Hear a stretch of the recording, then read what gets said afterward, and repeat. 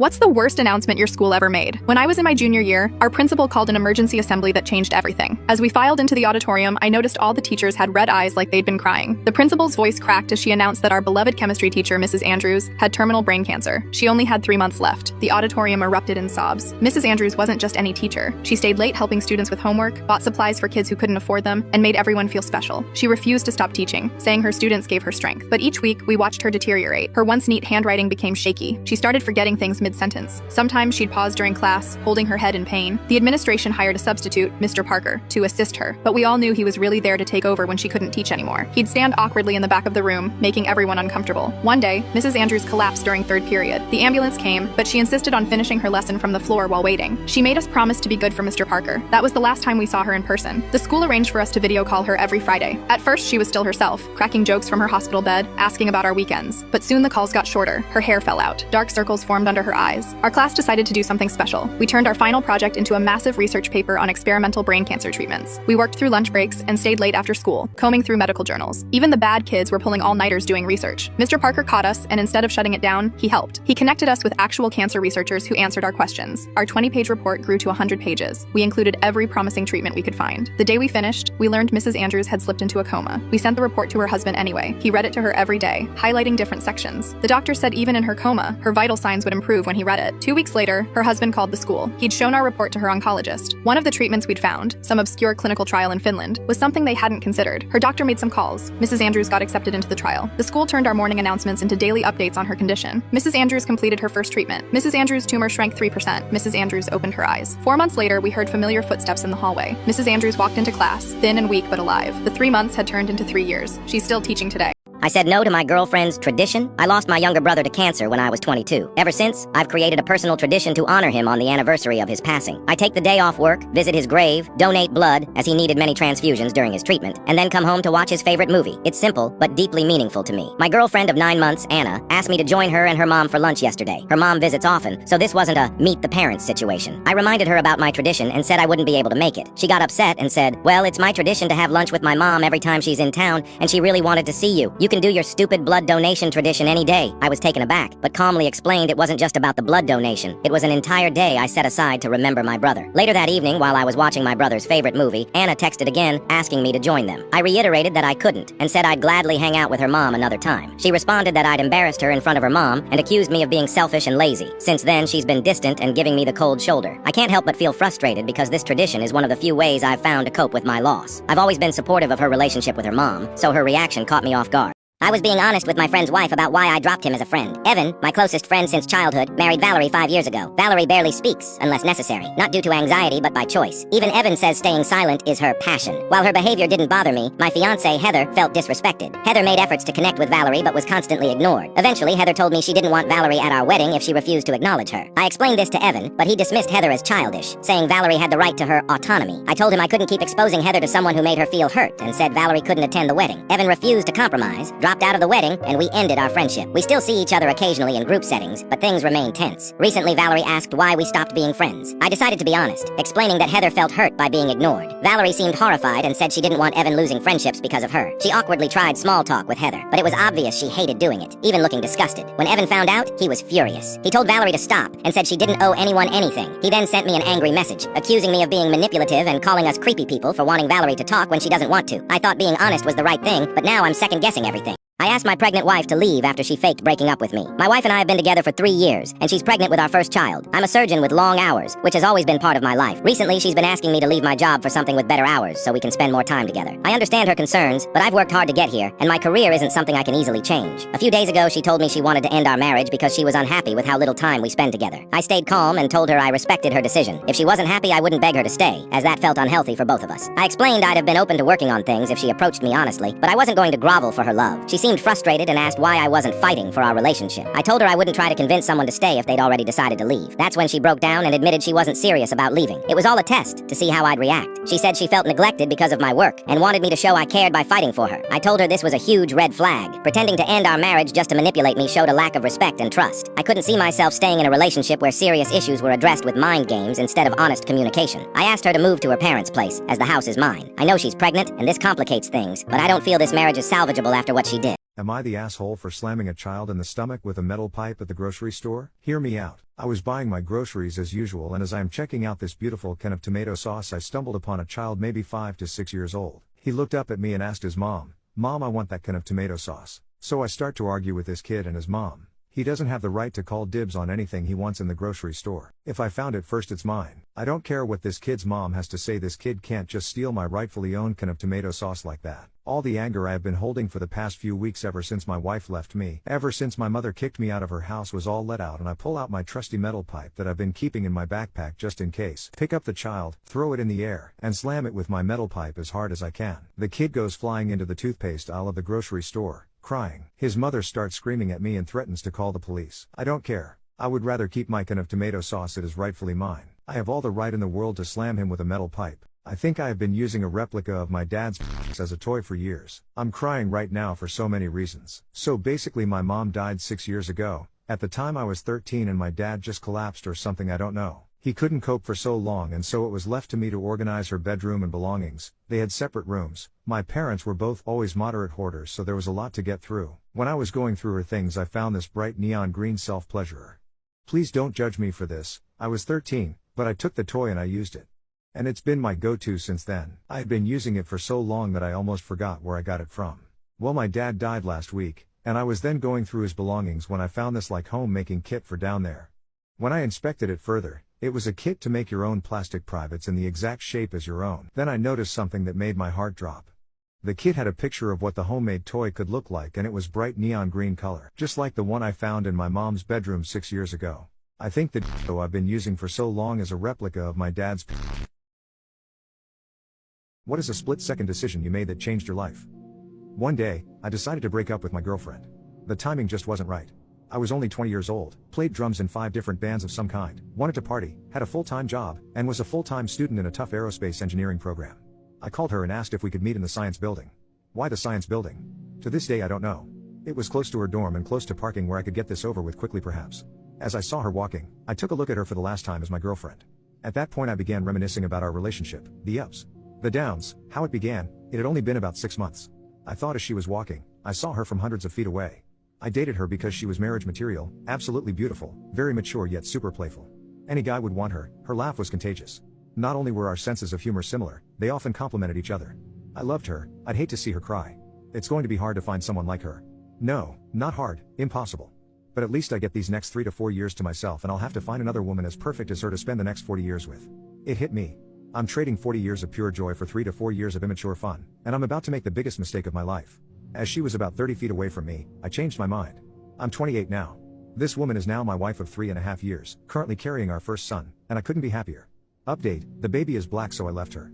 Who's that one friend who's just freaky for no reason? You know the one? Too comfortable, too unfiltered, and way too bold. They're not just a person, they're a walking red flag and proud of it. Always making the weirdest comments at the worst possible moments. You'll be having a normal conversation, and out of nowhere they drop something that makes the whole group go, "Yo, what?" They flirt with everyone, everywhere, with zero shame. Teachers, waiters, your mom. No one is safe. They'll say the wildest things with a straight face and act like you're the one being dramatic for reacting. They live for chaos, send you unhinged memes at 3 a.m. and treat thirst traps like it's their full-time job. And somehow, they always end up talking about something that should have stayed in their head. Tag that freaky friend and send them this video, but fair warning, they'll probably repost it and say, "This is literally me." Who's that one friend who's just freaky for no reason? You know the one? Too comfortable, too unfiltered, and way too bold. They're not just a person, they're a walking red flag and proud of it. Always making the weirdest comments at the worst possible moments. You'll be having a normal conversation, and out of nowhere they drop something that makes the whole group go, "Yo, what?" They flirt with everyone, everywhere, with zero shame. Teachers, waiters, your mom. No one is safe. They'll say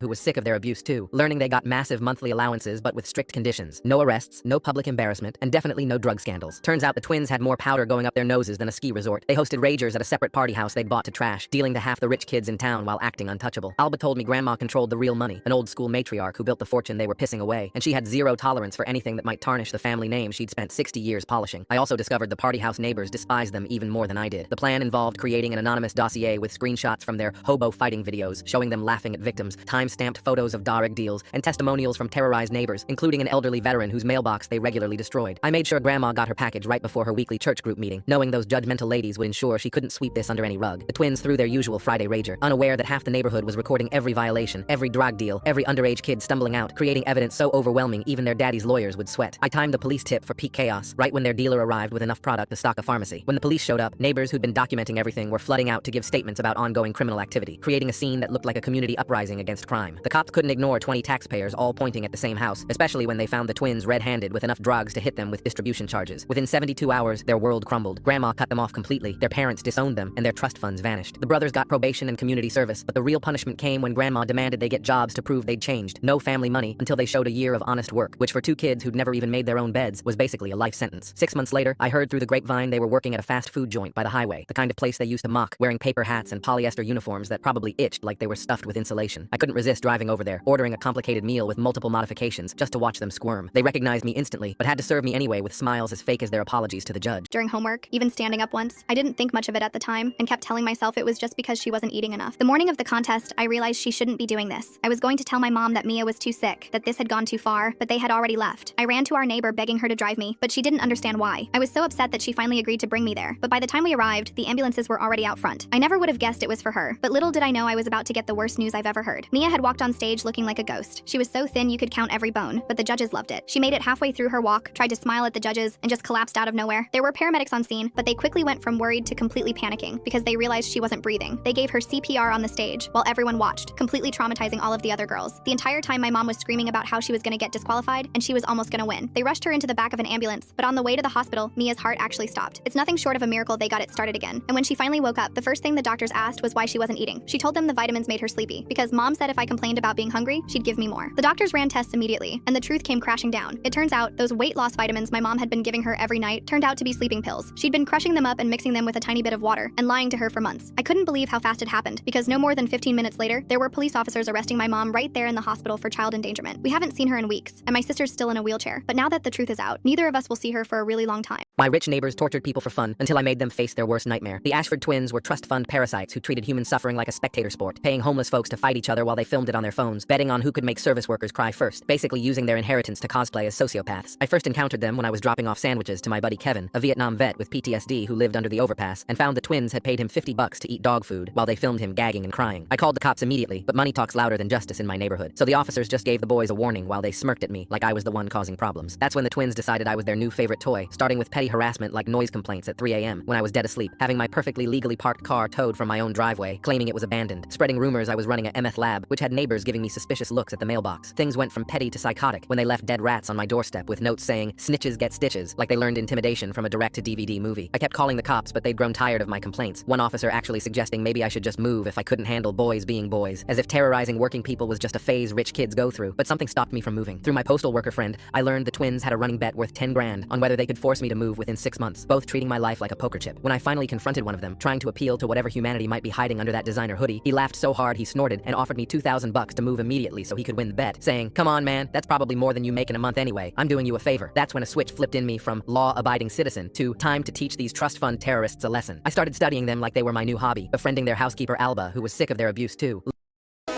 Sleep or school? What a dumb question. I'm gonna choose sleep, obviously. Might as well change back into my pajamas. I should probably go to sleep now.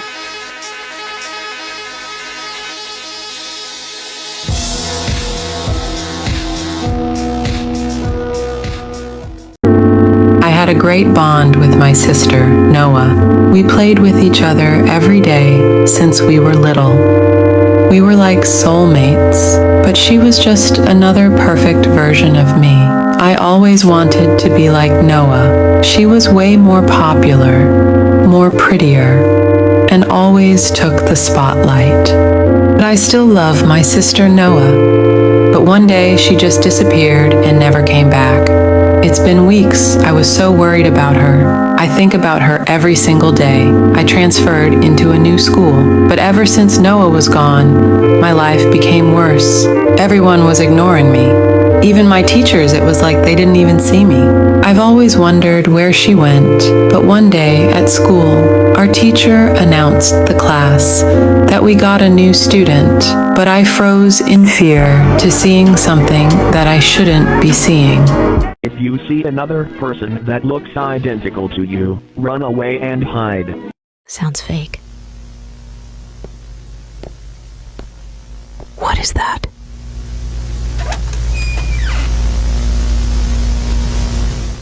Am I supposed to run? I'm probably dreaming.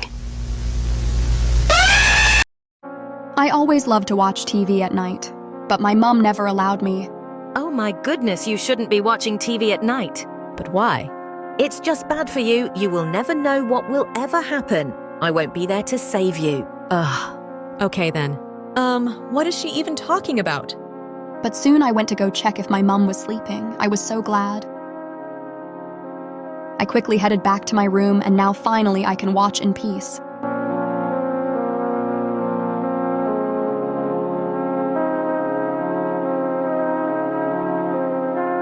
It's been a while, I should check the time. Ha! It's almost 3 a.m. It's okay, I'll just watch for a little bit more.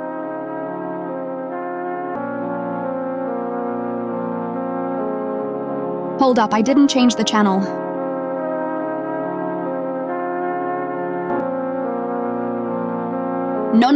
No, it's coming towards me. Phew, that was so close. Now I understand. I guess this is what happens if you watch at night. I woke up in the night from a noise of rustling. I headed down to the kitchen, but I suddenly stopped and spotted my dad in the kitchen. I asked him, Dad, why are you back so early? I ran up to him and gave him a hug. Dad, how was your business trip though? But he didn't answer me, so I suppose he was just tired from work. I quickly went back upstairs and told my mom. Dad finally came back. There's no way he came back.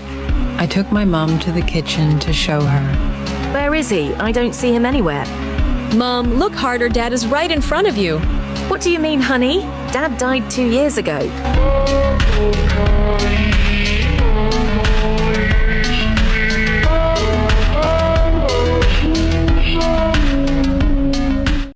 Once there was a really popular restaurant. It was the most rated restaurant in the city. It was known for its unique dishes. Their dishes was named after human names. Every week, I came to the restaurant and tried something new. So I decided to bring my best friend to come try their delicious food. Excuse me, where is the bathroom? What is your name? My name is Chloe. Okay, follow me. My best friend didn't come back, but my waiter told me she was sick and had to leave. The waiter asked me, Would you like to try our new dish today? I looked at the menu and decided to get Chloe because it reminds me of my best friend. Sure, can I get Chloe, please? Okay, good decision. Here is your dish, Chloe. Enjoy your meal. I wish Chloe was here to try because the food was really good. After I ate and paid, I got up. The waiter asked me, Also, what is your name? My name is Charlotte. And the waiter asked me to leave through the back door. Please leave through the back door since the front door is busy. But actually, there wasn't any back door. The next day, my name was on the menu, the special dish. They'd brag to other parents about how I'd never been weakened by comfort, how I could sleep anywhere, endure anything. They'd make me demonstrate by lying on gravel or sitting on concrete for hours. Look how tough she is, they'd say, while I bit through my lip to keep from screaming. But after years of torture, I started figuring out how to sneak a little comfort in wherever I could find it. I'd stuff toilet paper in my clothes for padding, hide folded towels under my wooden plank at night, and run my hands under warm water in public bathrooms just to remember what it felt like. I got a job at a department store and spent my breaks lying on the display beds, sometimes falling asleep for 10 minutes of paradise. But my real rebellion was Oliver. He was this soft boy who wore cashmere sweaters and gave the best hugs. Being held by him was like discovering water after dying of thirst. We We'd meet in secret, and I'd just lie on his couch with my head in his lap while he played with my hair. For the first time in years, my body unclenched. I started staying later and later, desperate for every second of softness I could steal. My parents found out when they followed me to Oliver's house and saw me through the window, curled up on his couch like a cat. They dragged me home and decided I needed comfort aversion therapy. They filled my room with the softest things they could find: plush carpets, velvet sheets, down pillows. Then they cranked the heat to 105 degrees and locked me in. Stay as comfortable as you want, Mom said. Within hours, the soft surfaces became torture in the suffocating heat. I couldn't breathe, couldn't escape the cloying softness that stuck to my sweating skin. After 3 days, I was begging for my wooden plank back, but they weren't done. They enrolled me in a wilderness reform program that was just legal child abuse in the woods. For 3 months, I slept on rocks, wore clothes made of bark, and bathed in frozen streams while counselors who shared my parents' philosophy broke us down to nothing. But during the reform program, I developed a severe kidney infection from chronic cold exposure. The wilderness program had to evacuate me to a real hospital where doctors found years of untreated damage, malnutrition, chronic pain, stress fractures from sleeping on boards. When they asked how this happened, I told them everything. Child services placed me with my aunt who bought me the softest bed she could find, but it feels so strange that I still sleep on the floor half the time.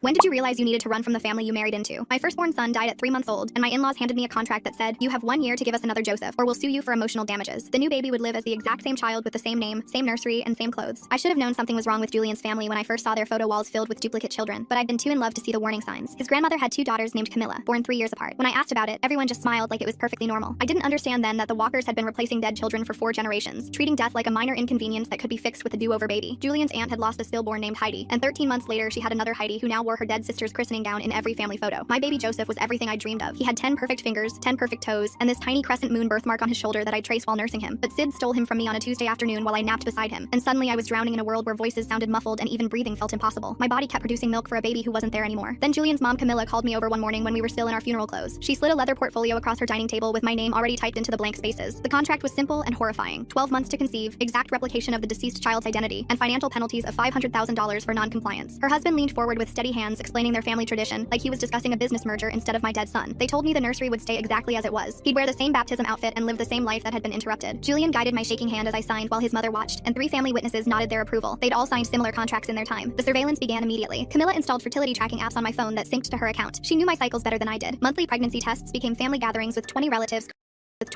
crowding into the living room to watch me pee on sticks and analyze the results. When months passed without conception, unmarked vitamin bottles appeared in my medicine cabinet that gave me chin hair and violent mood swings. My doctor later identified them as unprescribed hormone treatments that could have seriously damaged my health. My in-laws had started preparing for a child who didn't exist yet. The nursery filled with new clothes in larger sizes, each labeled Joseph 6 months or Joseph 1 year. Camilla created a baby book with his first 3 months meticulously documented, and blank pages waiting for the rest of his predetermined story. I had nightmares about being pregnant with a ghost, waking up clutching my stomach and terrified that something dead was growing inside me. 8 months into this nightmare, I finally conceived. The moment that second line appeared, I knew I couldn't do this to an innocent child. They'd spend their entire life being compared to a brother they'd never know existed, forced to live as someone else's ghost. So I packed only essentials and drove 20 hours straight to my sister's in Colorado. I called Julian from a gas station payphone, my voice breaking as I lied about a miscarriage. When they demanded medical documentation, my sister created convincing hospital paperwork. I thought I was free. For 6 weeks, I worked at a bakery with flour in my hair and hope in my heart. Then their investigator found me, 7 months pregnant, and photographed my rounded belly through the window as evidence of my deception. The Walkers hired lawyers immediately. They filed lawsuits for breach of contract, emotional damages, and fraud. They had ultrasound photos and called their lawyer about grandparental rights. Camilla went around clutching Joseph's blanket and speaking about how I was ruining their family, how Julian should have never married me. They rallied outside my sister's apartment with signs demanding their stolen grandson be returned home. Thank God the judge was a grandmother who recognized insanity when she saw it. My lawyer had researched 17 documented cases of replacement children in the Walker family, including middle-aged adults who just discovered they'd been living as their dead siblings' shadows. The key witness was Julian's cousin, also named Heidi. She stood up during testimony, pulled off a locket she'd worn for 32 years. Inside was a photo of the first Heidi. The judge voided the contract and issued restraining orders. I gave birth to a girl who I named Elaine. I made sure she would be her own person with her own name and her own life. Meanwhile, the Walker family imploded as marriages ended and family members finally entered therapy. Julian divorced me for destroying his heritage and quickly found someone new who didn't know about Joseph or contracts or children who exist to fill graves. What made you break into your best friend's house and call the police? Brian was at his friend's house when the electrical fire consumed his home, killing his parents and his little sister while they slept. The guilt was destroying him. 3 weeks later at grief counseling, he wandered into the recreation room and found Silent Hill 2 on the PlayStation. As I watched him play, his shoulders finally relaxed. This game gets it, he whispered, watching James traverse his own guilt-made hell. He understands the need to be punished. I bought him the collector's edition for Christmas, desperate to support anything that helped. Brian started playing Silent Hill 2 obsessively, using it as his escape from the crushing guilt. I'd sit with him during marathon sessions, bringing food when he forgot to eat. His grief counselor was actually relieved. Better than substances or self-harm, she told me. Brian would spend hours analyzing James's journey, taking notes about redemption and punishment. When he proposed doing community service as his own penance, everyone thought it was a breakthrough. He organized smoke detector installations, volunteered at burn units, led fire safety workshops at elementary schools. He'd work himself to exhaustion, but people admired his dedication. The fire chief personally thanked him, saying Brian had transformed tragedy into purpose. Even when Brian would mutter about accepting necessary punishment while working, volunteers just saw it as part of his healing process. I helped organize the workshops and watched him finally sleep through the night. For the first time since the fire, I believed he'd found his path forward. The morning our town woke to unusual fog, Brian called it a message. He started seeing patterns everywhere. Rust on buildings spelled warnings. Sirens meant specific sins were being punished. At community service, he began asking volunteers volunteers to confess what they need to atone for, making people uncomfortable, though most assumed it was just his way of processing. When people complained, Brian pushed harder, insisting pain purifies us, while working volunteers past exhaustion. He started showing up at fire scenes, grabbing firefighters, and insisting he understood what the fire was saying. After the third incident, the fire chief banned him from all emergency scenes. Brian accused him of being an agent of the order, suppressing the truth. That's when I noticed he'd been mapping our town, marking buildings with corruption levels, and drawing otherworld transitions. He'd stockpiled gas masks in his garage and started leaving Bible verses mixed with Silent Hill quotes on neighbors' doors. When I confronted him, he said coldly, "You've never lost anyone. You can't see what's coming." I called his therapist that night, but she said he'd stopped attending weeks ago. I tried organizing an intervention, but Brian heard about it and began avoiding me. The next week, I broke into his house and found his journal categorizing every townsperson as innocent or condemned. I photographed the pages and went to the police, but they couldn't act on weird writings. The dense October fog rolled in at 3 a.m. when Brian's call woke me. "It's here. The fog world is here. I have to save the innocent." His voice had this terrible calm that made my stomach drop. I immediately called 911 while dressing, but the dispatcher said they were already receiving multiple calls. I drove through fog so thick my headlights barely penetrated 5 feet ahead. The first sign of chaos was an abandoned car with its door hanging open, then another. By the time I reached Bryan Street, red and blue lights strobed through the mist like some nightmare disco. Parents stood in robes and pajamas, some screaming, others just staring in shock. A mother grabbed me. "He took my baby. That psycho took my baby." I pushed through the crowd and tried to get past the police line. "I know him. Let me talk to him." But they held me back as I watched him through the window, frantically nailing boards across the door. I screamed his name until my voice went hoarse. The truth came in fragments from hysterical parents. Brian had broken into 3 homes between 2 and 3 a.m., snatching children from their beds. 5 kids total, ages 4 to 9. He whispered to each child that their parents were already consumed by the fog, and only he could protect them from the monsters hunting innocent souls. An officer showed me photos from the basement. Brian had written numbers on the children's foreheads, purity ratings from 1 to 5. He'd forced them to draw the monsters chasing them with crayons as proof they could see what he saw. An 8-year-old's arms were slashed from fighting as he dragged her through broken glass, her blood streaking the basement walls where she tried to climb out. When police breached the basement, Brian attacked with a baseball bat, shrieking, "You're letting them in! The children can see them. Look at their drawings." He bit an officer's hand deep enough to require stitches, screaming about corruption spreading through blood. As 6 officers finally restrained him, Brian stared directly at me through the window and wailed, "She came to me in the fog. My sister. She told me which ones to save. These 5 have her pure soul." I lunged forward, shouting, "Brian, I tried to help you," but the officers pushed me back. The youngest child later told her parents that Brian kept calling her by his sister's name, stroking her hair and promising, "This time, I won't let the fire take you." Brian's institutionalized now, deemed incompetent to stand trial. The 5 families he terrorized remain in therapy, with the 8-year-old girl still checking window locks nightly. Every week, I receive his letters, pages of hand-drawn fog patterns, and lists of children he's identified as carriers of pure souls. I forward everything to the FBI task force I'm working with. His latest identified 47 kids across 3 counties. We've warned all families. The facility director says Brian still whispers, "The fog world is expanding." I was the only one who could see.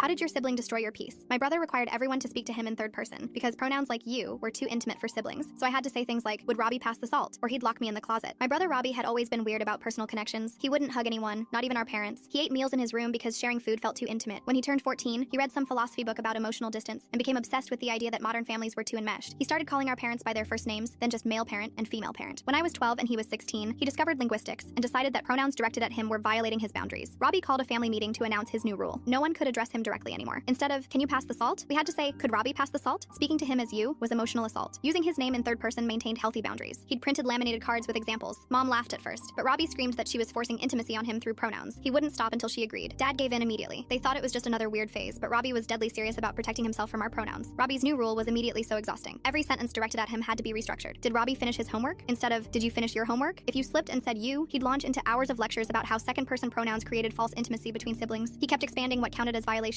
Your was banned too. We couldn't say your room, it had to be Robbie's room. Even he was too direct when we talked about him to others. Every reference had to be Robbie by name. Our parents enabled it completely, restructuring their speech to keep peace. The punishments escalated constantly. First just lectures, then essays on appropriate sibling boundaries. One you meant copying philosophy texts for hours. He installed a counterbell he'd ring for every violation, keeping score on a whiteboard. 3 strikes in one day meant total silent treatment until we'd written formal apologies in third person. He'd interrupt constantly to correct us, and he made us practice conversations before family dinners, rehearsing how to speak without ever addressing him directly. It infected every aspect of my life. Friends stopped coming over because he'd berate them for using normal pronouns with him. He got teachers to address him only in third person, claiming second person address was harassment. Every interaction with him became a grammatical performance where one wrong word meant hours of punishment. When I was in 10th grade, I started dating Mark and decided I was not going to let Robbie corrupt this one normal thing in my life.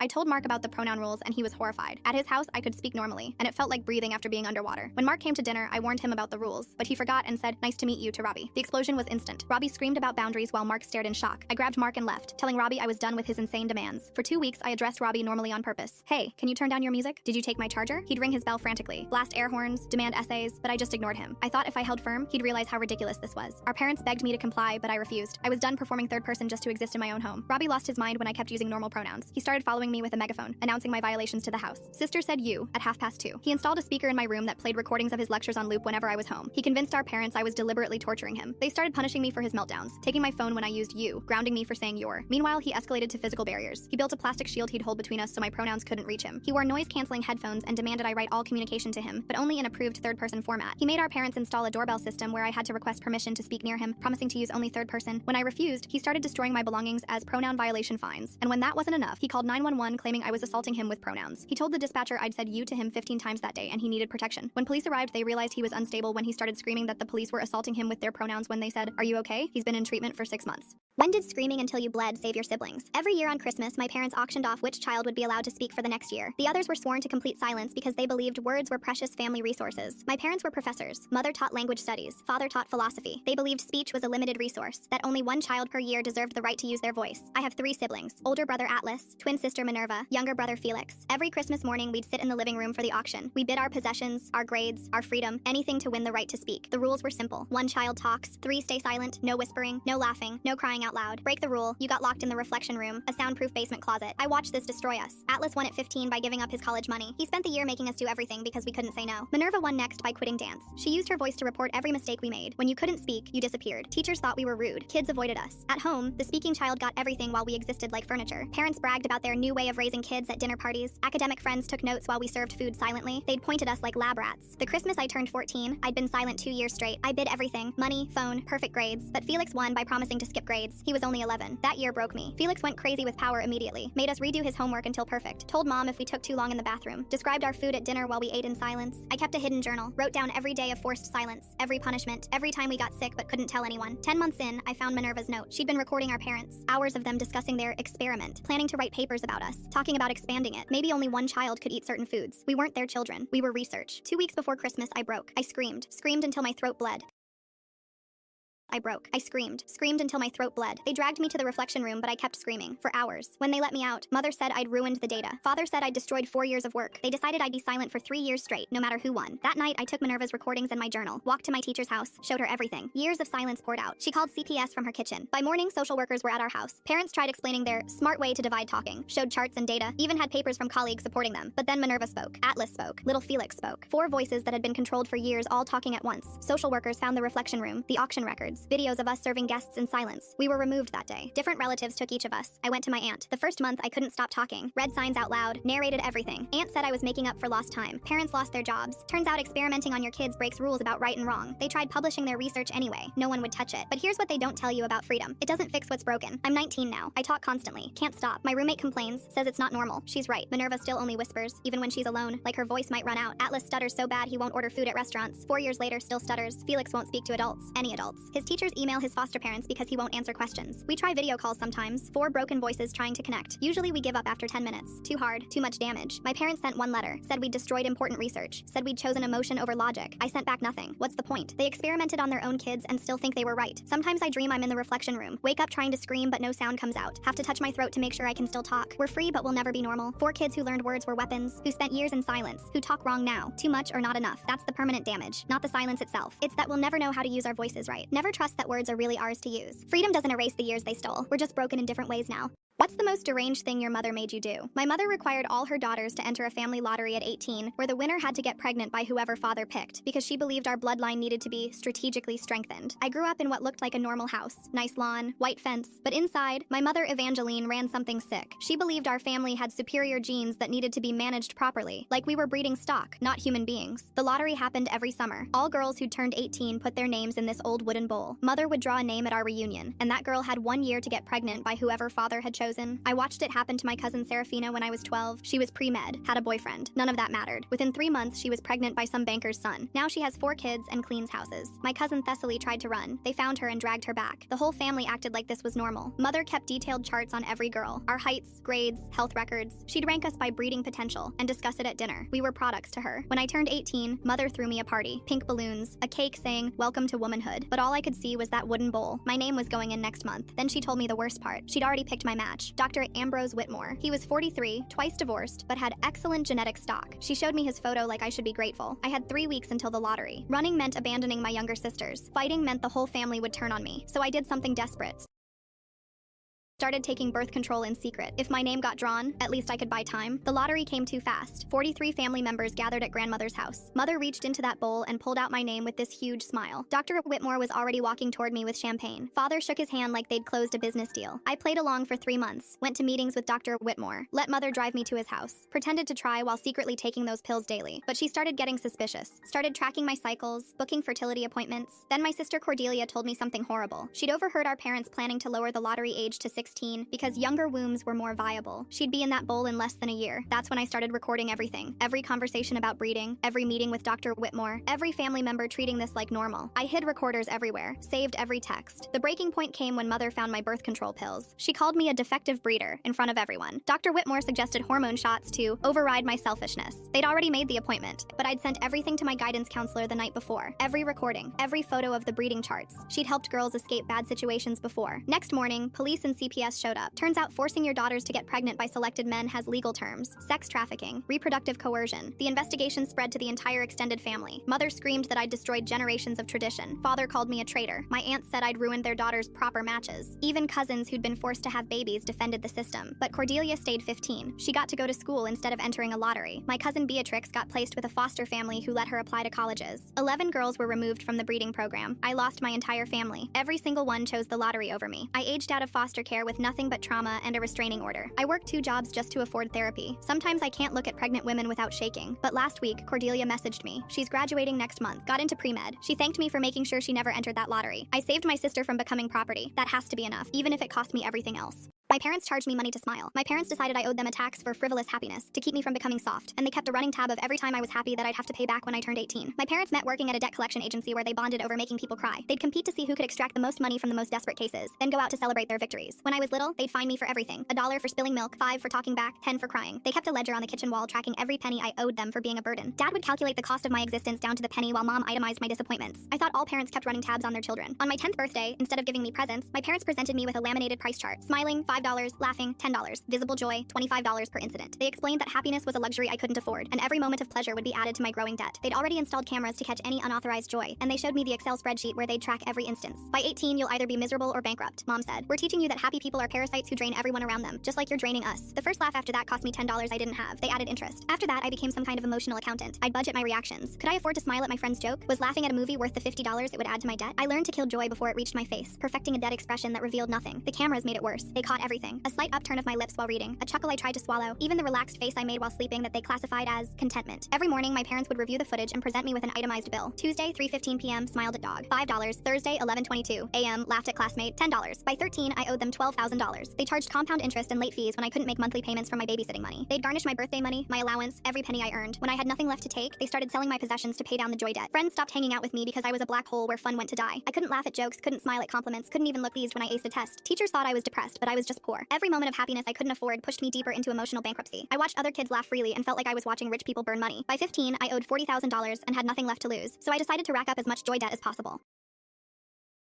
I owed $40,000 and had nothing left to lose, so I decided to rack up as much joy debt as possible. I figured if I was going to be bankrupt either way, I might as well be happy. I started laughing at everything. Stupid commercials, my own jokes, the absurdity of my situation. I smiled until my face hurt, grinned through dinner, beamed during their lectures about fiscal responsibility. That's another $25, Mom would say, and I'd laugh harder. Make it 50, you ungrateful little bitch. I joined the drama club and got cast in a comedy where I got to laugh for 2 hours straight every night. The bill from that show alone was $8,000. I sang in the shower, unauthorized musical joy, $30, danced in my room, physical expression of happiness, $40, and smiled at myself in the mirror just to watch the numbers climb. I felt free for the first time, because what more could they do to me? Well, when my debt hit 6 figures, my parents escalated from financial to physical enforcement. They started collecting in other ways. 1 minute of standing in stress positions for every dollar I couldn't pay. 5 push-ups per smile. 10 laps around the yard for each laugh. When I kept smiling through the punishments, they moved to public humiliation, making me wear a sign listing my debt and stand outside our church. Then they started going after other people. They sent invoices to my friends' parents for enabling joy transactions, threatened to sue my drama teacher for contributing to a minor's debt, and got me fired from my job by telling my boss I was a financial liability with poor impulse control. They isolated me completely, cutting off every source of both money and happiness. You think this is funny? Dad screamed as my debt passed $150,000. We'll garnish your wages for the rest of your life. You'll die in debt like the worthless leech you are. No one will ever love something as expensive as you. Then he slapped me across the face. But then the weirdest thing happened. I tried to get a bank account when I was 17 and discovered my parents had already destroyed my credit by opening cards in my name and maxing them out. I guess they didn't want to wait for me to pay back my happiness debt before they started making money off me. The bank manager saw a teenager with 6 figures of debt and called the authorities. My parents got 10 years for financial crimes against a minor, and the judge wiped out my debt with one bang of his gavel. When did your mother make you practice marriage with your cousin? My mother forced me to rehearse marriage with my cousin every summer from age 12 to 18, including sharing a bed and pretending to be pregnant, because she said said practice would make me a perfect wife. It started the summer after my 12th birthday. My mother Esther came from this small religious town where girls were trained for marriage like it was a job. She married at 16 and believed that's why it worked. She'd been trained right, so she decided I needed the same training. Her nephew Tobias was perfect, she said. 2 years older, same religious background. His mother Ruth loved the idea. That first summer, they moved Tobias into my room, put a bigger bed in there, made us wear rings. We had to hold hands at meals, call each other husband and wife, spend every moment together. I was 12. I didn't understand marriage, but mother had a schedule. Morning prayer together, breakfast where Tobias ate first. He did outside work. I cooked and cleaned. Evening foot rubs for my husband. Bedtime at 9 p.m. Together, in that bed. The town loved it. Other families started doing the same. 7 other cousin pairs by next summer. Parents comparing how well their daughters were learning to be good wives. By summer 3, things got worse. Mother decided we needed to practice everything. She bought me maternity clothes, stuffed a pillow under my shirt, made me waddle around pretending to be pregnant. Tobias rubbed my fake belly. Adults would take photos at dinner parties, plan our practice nursery. I slept with that pillow strapped to me every night. Summer 4 was darker. Mother called it our advanced year. We had to practice fighting, practice making up, practice private time with required kissing, practice with a baby doll that cried all night. Tobias was getting aggressive. He believed this was real, got angry when I didn't play along perfectly, grabbed my wrist too hard, whispered about our real wedding. His mother said he was becoming a proper husband. I told my father. He said mother knew best about woman things, said the town had done this for generations, said I should be grateful. By summer 6, I was 17 and desperate. Mother announced the final year would include physical practice. We needed to be fully prepared. She bought books, made appointments with her friend to guide us. Tobias's family started talking dowry. I knew what was coming. The adults had already decided. Tobias and I would marry for real after my 18th birthday. The practice was just training me to marry him, so I started recording everything. Every forced interaction. Every time Tobias got handsy. Every adult calling it good practice. I hid an old phone in my dresser. Uploaded everything to a cloud account. The breaking point came 2 weeks into that last summer. Mother scheduled our wedding rehearsal. Full ceremony. Real church. Me in a white dress. Tobias's father put cash on the table. They negotiated my price while I stood there in lace. That night, Tobias tried to make things real. Said we were basically married. Said no one would care if we started now. I fought him off. Locked myself in the bathroom. Mother stood outside saying I was being difficult. I sent everything to my library friend. Every video, every photo of me pregnant at 14, every recording of adults planning my sale. She helped me send it to a teacher. Police came during breakfast. Mother screamed I was destroying God's plan. Ruth called me terrible names. The whole town came out, blocked the police cars, said this was attacking their faith. But those recordings were clear. Adults planning child marriages, money for dowries, years of proof. The investigation grew to the whole town. Tobias and 3 boys were arrested. They'd all been told their practice wives would become real wives. 15 girls were removed. Some had been practicing since age 10. I lost everything. Family disowned me. Town called me the devil. Mother said I'd ruined my only chance. Father said I was dead to him. Everyone I'd ever known, gone. Aged out of foster care alone, work minimum wage, can't afford therapy, can't date because touch makes me panic, can't hear wife without feeling sick. Other girls? Some went back, believed I'd ruined something beautiful. 3 married their cousins at 18. The practice continues in secret. Tobias served 6 months. He's married now to another cousin, has 2 kids, still lives there, still thinks I was supposed to be his. I sleep with 3 locks, have nightmares about white dresses, can't trust anyone who says they want to help. I saved myself from becoming a child bride, but I'll never be normal. Still can't date, still have nightmares, still check my locks 3 times every night. What's the worst thing your dad ever did to you? My father was so insecure about being 5'3" that he forced all his children to have their legs surgically shortened to make sure we never grew taller than him. He'd spent his entire life consumed with rage about being short. He kept this disturbing scrapbook of tall criminals with C written across their faces in red ink, like height itself was evidence of evil. Mom was 4'11" and equally bitter, constantly ranting about tall women who'd stolen jobs and boyfriends from her. They'd met at a support group for people with height complexes and bonded over their shared hatred of anyone over 5'5". They even designed our house with low ceilings and miniature furniture to create a world where they finally felt normal-sized. When I was a teenager, my parents took me to meet Dr. Kovac in a strip mall medical office. He'd lost his license for botching surgeries, but still operated on people willing to pay cash for extreme procedures. Dad had found him on forums for insecure short men who wanted to surgically shorten their children. This is the genius who's going to do your surgery, he said. I didn't know what he meant until they started showing me x-rays marked with X's where bone was going to be removed. He's an artist. Look how well he did on your brother, Dad said. And that was when my blood ran cold when I realized the nightmare that was coming my way. Because my older brother had been a talented basketball player before his surgery. I was really young when he had his surgery, so I didn't remember, but I'd seen pictures of him, tall and smiling. But now he moved like someone whose legs weren't on quite right. His calves were visibly crooked where Dr. Kovac had removed bone segments, and he couldn't climb stairs without gripping the railings like his life depended on it. My parents celebrated his new height of 5'2" by buying him clothes from the children's section and taking family photos where Dad could finally rest his arm on his son's shoulder. I'd never known exactly what happened to my brother, but I was finding out now and fast, because now it was my turn. My parents started preparing me for my own surgery by making me wear weighted ankle bracelets to get used to impaired walking. Mom measured me obsessively, growing more agitated as I reached 5'6", muttering about maybe removing extra bone to be safe. She'd force me to stand with bent knees to preview how I'd look post-surgery, saying, every inch over 5'3" is an insult to your father's authority. They presented me with a consent form claiming I was volunteering for the procedure, thinking it would protect them legally. When I refused to sign,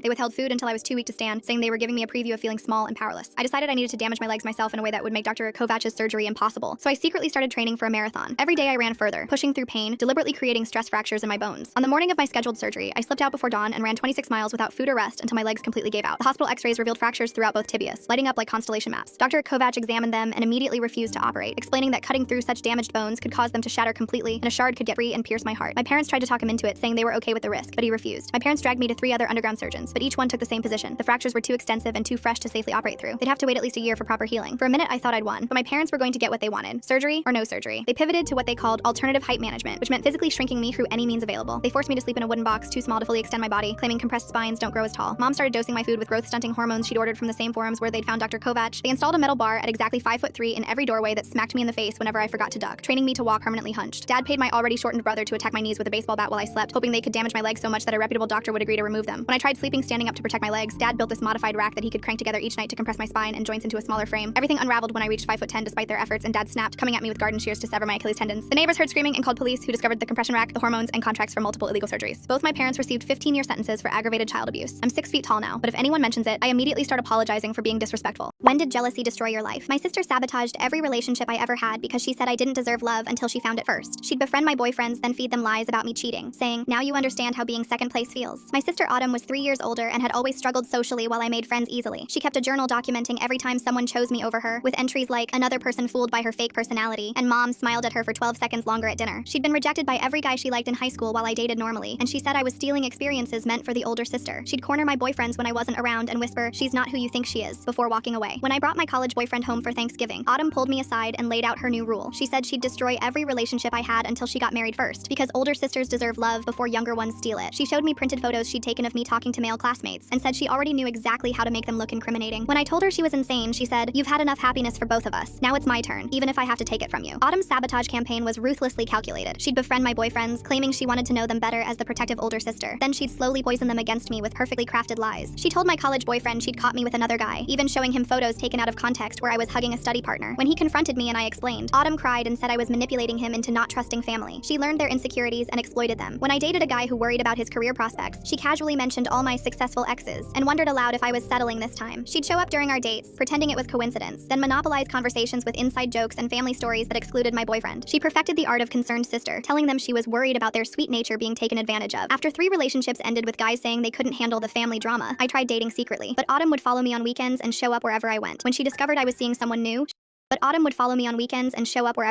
she discovered I was seeing someone new, she found where he worked and applied for a job there. She spent months becoming his friend and work confidant before revealing she was my sister, and that I had a pattern of cheating she couldn't stay quiet about anymore. By the time I found out, the damage was done. When I met Jackson, I knew I had to protect him from Autumn. I told him everything on our first date about my sister's sick aim and her promise to destroy any relationship I had. Instead of running, he said, "Let her try." We dated quietly, meeting in different towns and avoiding places where Autumn might appear. For 6 months, we built something real while keeping her in the dark, but I couldn't hide forever. When Jackson proposed, I wanted a real wedding with family and friends. I decided to confront Autumn directly, recording our conversation as she detailed exactly how she'd broken up my past relationships and promised Jackson would be no different. She actually bragged about the lies she'd planted and said, "I've gotten really creative with the cheating evidence. Photos are easy to fake now." I thought having her confession would finally protect me. Autumn escalated beyond anything I'd imagined. She didn't just try to get to Jackson. She targeted his entire family. She showed up at his mother's book club claiming to need advice about her troubled sister. She told his sister she'd caught me with Jackson's best friend at a hotel. She left anonymous notes at his workplace claiming I was a gold digger with a history of targeting successful men. When those tactics failed, she created elaborate photo albums of doctored pictures showing me with various men. 2 weeks before our wedding, Autumn made her final move. She contacted Jackson's ex-girlfriend and convinced her I'd been stalking and threatening her. The ex filed a police report, and I was questioned about harassment I knew nothing about. Jackson's family started having doubts, his mother suggesting we postpone the wedding until things were sorted out. Autumn showed up at my apartment with a box of fabricated evidence, saying she'd share it with Jackson unless I called off the wedding myself. Autumn made a critical mistake. Jackson's best friend saw her planting the anonymous letters at Jackson's workplace. When confronted, she panicked and tried to bribe him to stay quiet, but he recorded her offering him money and admitting to everything. Jackson's family heard the recording. We married without her. When did passing someone a hidden note save your life? My mother expected me to be dying every single day, and when I wasn't sick enough, she made sure I was. Before I turned 10, she was just a worried parent who took me to the doctor for every sniffle and kept a thermometer in every room. My dad died when I was too young to remember him, so it was always just the 2 of us in our small apartment filled with medical journals and prescription bottles. She'd check my temperature 3 times a day and document every symptom in a notebook she carried everywhere. I thought all mothers were like this until I spent the night at a friend's house and realized their medicine cabinet had Band-Aids and cough syrup instead of blood pressure monitors and prescription pads. Everything changed the day I had a seizure on our 5th grade field trip to the Science Museum. I remember the fluorescent lights flickering above me and then waking up in an ambulance with my mother holding my hand so tight her nails left marks. The doctors ran every test imaginable but couldn't find a clear cause, and that uncertainty transformed my mother into someone I barely recognized. She started telling the doctors I'd been having episodes for months. None of it was true, but she spoke with such conviction that even I started doubting my own memory. Within weeks, she had me diagnosed with epilepsy, undifferentiated connective tissue disorder, and ADHD. She'd slip me Tylenol before appointments, claiming week-long fevers. She discovered that cold medicine raised heart rates and started giving it to me before cardiology visits, insisting I had a stuffy nose even when I could breathe perfectly fine. She'd take photos of normal bruises from playing outside and show them to specialists, claiming they appeared spontaneously. When I got bruises bruises from a water slide at my cousin's birthday party, she rushed me to the emergency room and told them she suspected leukemia. I sat there while they drew vial after vial of blood, too confused and scared to tell them the truth. The medications made me feel worse than any illness ever could, turning my days into a blur of mood swings and morning nausea that kept me isolated from everyone I cared about. School became something other kids did while I lived in waiting rooms, letting specialists poke and prod my body for diseases my mother swore were there. Friends stopped calling because I was always at another appointment or too exhausted to pretend I was normal. At night, my mother would sit beside my bed whispering how brave I was, her words crawling under my skin as she pointed out symptoms I couldn't feel. She'd announce that I looked dizzy, or my joints seemed swollen, planting her observations so deep in my mind that I lost track of what my own body was actually telling me. The only thing I could control was what I ate, so I started eating less and less. It gave me something that belonged to me alone, something she couldn't medicate or document. My weight dropped to 82 pounds, but she told doctors it was from my chronic illnesses affecting my digestion. I knew better, but I kept quiet because speaking up felt impossible. Everything shifted when I turned 13.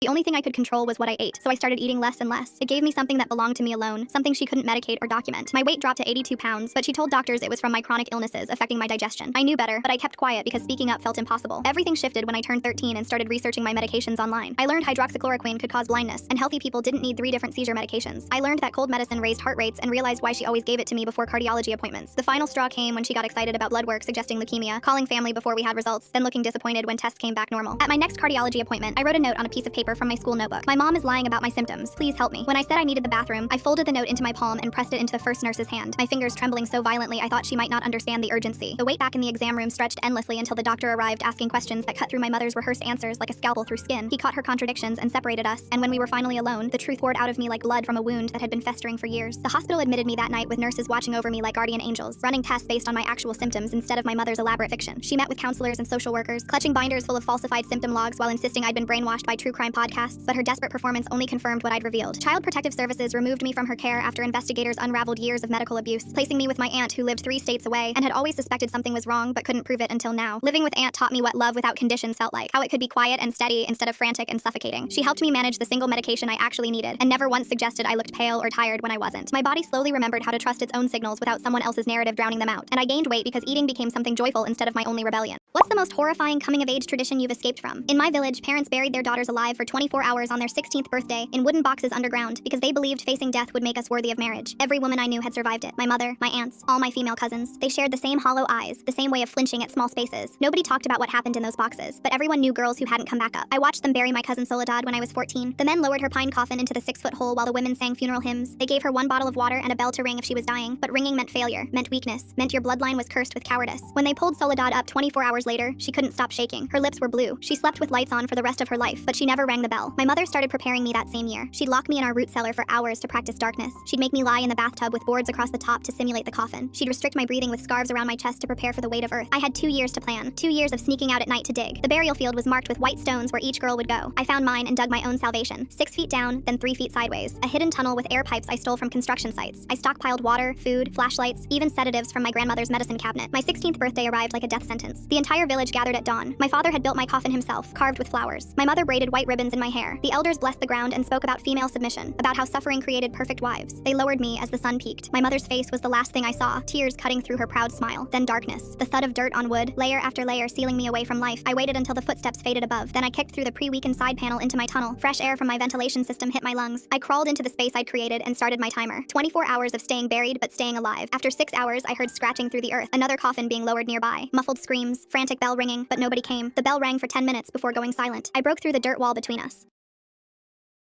but nobody came. The bell rang for 10 minutes before going silent. I broke through the dirt wall between us. A girl named Marisol fell into my tunnel, gasping and crying. She was only 15. Her parents buried her early because they'd caught her writing love letters. We spent 18 hours underground together. I shared my supplies, taught her the breathing exercises, kept her calm when panic set in. We whispered about lives we'd never get to live if we died down here. When they dug us up, they expected 2 broken girls. Instead, we crawled out holding hands, filthy but furious. The crowd gasped. 2 girls in 1 hole, both alive, both unbroken. My mother's face went white when she saw Marisol. The elders immediately started shouting about tradition being violated, about how we'd cheated the ritual. My father grabbed my arm, hissing that I'd humiliated our bloodline, but I wasn't done. In front of the entire village, I told them about the tunnel, about the girl whose bell they'd ignored, about the real tradition, letting daughters die to create submissive wives. The elders called an emergency meeting that night. My parents locked me in my room while they attended. Through my window, I could hear shouting from the community center. My mother came home sobbing, my father silent with rage. The next morning, they tried to bury me again. My father and 3 uncles dragged me from bed. My mother packed a second coffin with no water this time. The elders declared I needed a true burial, since I'd corrupted the first one. But Marisol had talked too. Her family refused to participate. 3 other families pulled their daughters from upcoming ceremonies. The photographer who'd been hired to document document my burial for our family album caught everything. The forced second attempt, my screaming, my mother's dead eyes as she watched. He sent it to news stations that night. By the time they'd forced me into the second coffin, reporters were already driving to our village. They pulled me out after 3 hours when the first news van arrived. The tradition died in the flash of camera lights and the questions they couldn't answer about dead daughters. My family disowned me completely. They held a real funeral, buried an empty coffin with my name on it. They tell people I died in the first box, that what came out was a demon wearing my face. My mother burns sage when she sees me in the market. My father spits on the ground, but my sister Paloma won't be buried. Neither will Marisol's cousins or any other girl in our village. When did your controlling parents cross every possible line? My parents forced me to check in with them every single hour despite the fact that I was 25, insisting they'd assume the worst if I didn't. One missed update would have them immediately dialing 911. My parents were convinced the entire world was out to get me. They'd have me lie perfectly still on the living room floor while they took photos from different angles to help identify my body if needed. Mom kept a folder labeled "When She Dies" with detailed instructions for finding me. Dad installed a police scanner in every room so they could hear about accidents in real time and understand their worries were legit. They'd make me call from inside bathroom stalls because that's where girls get murdered. When our neighbor's daughter died in a car accident, my parents attended the funeral and took notes on what the parents did wrong because we'll never be those naive parents who thought their child was safe. When I got accepted to college an hour away, my parents presented me with a new smartphone and laptop. These have special software so we can keep you safe, Mom explained. The phone would automatically send them my location every 30 minutes. The laptop camera would take photos every hour to prove I was studying and not dead. They'd also created a check-in schedule: text upon waking, call before each class, photo during lunch, FaceTime at dinner, and goodnight video before bed. They made me sign a life preservation contract, agreeing to these terms. Moving out is the most dangerous thing you've ever done, Dad said. This is the only way we'll let you go. I thought they'd relax after freshman year. I was wrong. My parents' surveillance system was humiliating and exhausting. Every morning started with a proof of life selfie holding that day's newspaper. They'd call my boss if I was 5 minutes late to check in during lunch. Once I was in a movie and missed the 3 p.m. text. They called the police and drove an hour to bang on my apartment door while I was still at the movie. After that, they made me install cameras in my apartment that they could access remotely. They'd watch me cook dinner and text warnings about knife safety. They'd see me heading to bed and call to remind me about SIDS statistics in adults. Dating was impossible. They'd demand background checks on anyone I saw more than twice. They hired a private investigator to follow my boyfriend because he rode a motorcycle and was therefore courting death. When I got the flu and slept through 3 check-ins, they broke down my door with a crowbar they kept in their car for emergencies. My landlord tried to evict me after the 3rd break-in, but my parents threatened to sue him for endangering their daughter by having locks they couldn't access. They convinced him to give them a spare key for safety. So then I'd wake up to find them standing over my bed, checking my breathing. Mom quit her job to become a full-time monitor of my life. She'd spend hours watching my location dot move around the city, texting warnings about dangerous intersections and high crime areas, which according to her was everywhere. When I got promoted and had to fly to Dallas for training, my parents lost their shit because if I was on a plane,